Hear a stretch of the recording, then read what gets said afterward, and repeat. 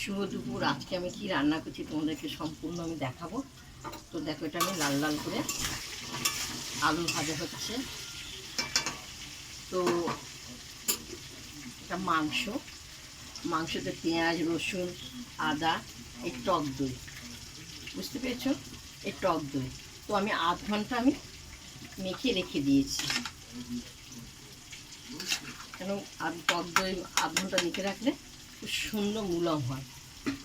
তো আগে আমি রান্না করে রেখেছি কি, ভেন্ডি আলু ভাজা, মুসুর ডালে বড়া। তো দেখো, মুসুর ডাল বড়া করে আলু দিয়ে তরকারি করেছি। মাংসটা হলে আমার হয়ে যাবে।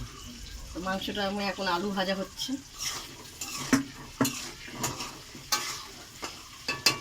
এটা আমার দুপুরের আজকে রান্না। তো আমার আলু ভাজা হয়ে গেছে, মাংসের আলু।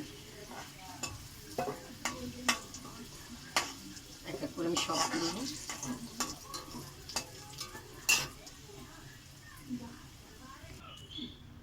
তো আমি তেল দেবো না, অনেক তেল আছে।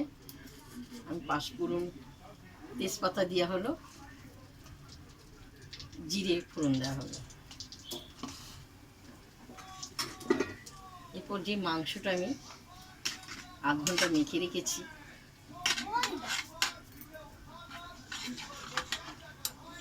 তো আমি এটা লেগ পিসটা দেখো, লেগ পিস ভালোবাসে ছেলে, তো বাবা নিয়ে এসছে।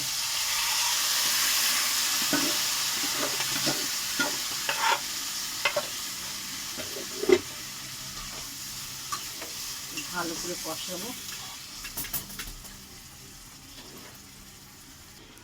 তো দেখো, খুব সুন্দর কষানো হয়ে গেছে, তেল বেরিয়ে গেছে।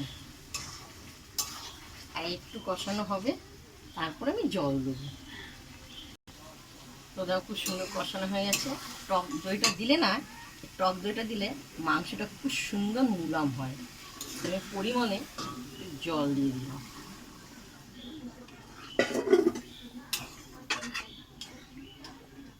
সবসময় তো মাছ ওই সেই দেখায়, আমি মাংসটা একটু কষানো মাংস কি রান্না করেছি তাই তো দেখাতে হবে।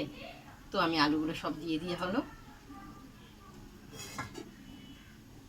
ফুটবে।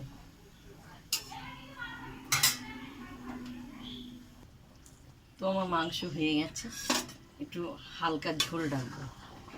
দেখতে পেয়েছো, কালারটাও খুব সুন্দর হয়েছে। খেয়ে তো দেখাতেই হবে।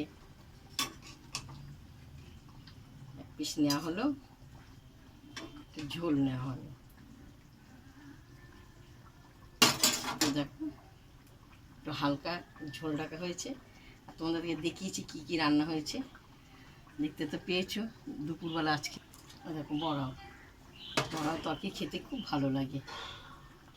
তো দেখো, আমি মাংস একটু হালকা করে ঝোল করেছি, ভালো লাগে খেতে দই দিয়ে। খুব সুন্দর হয়েছে, মাংসটা খুব সুন্দর মুলাম হয়েছে।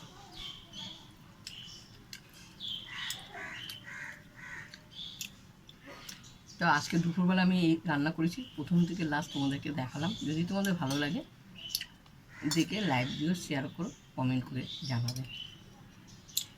টক দই দিয়ে মাংস। টাটা।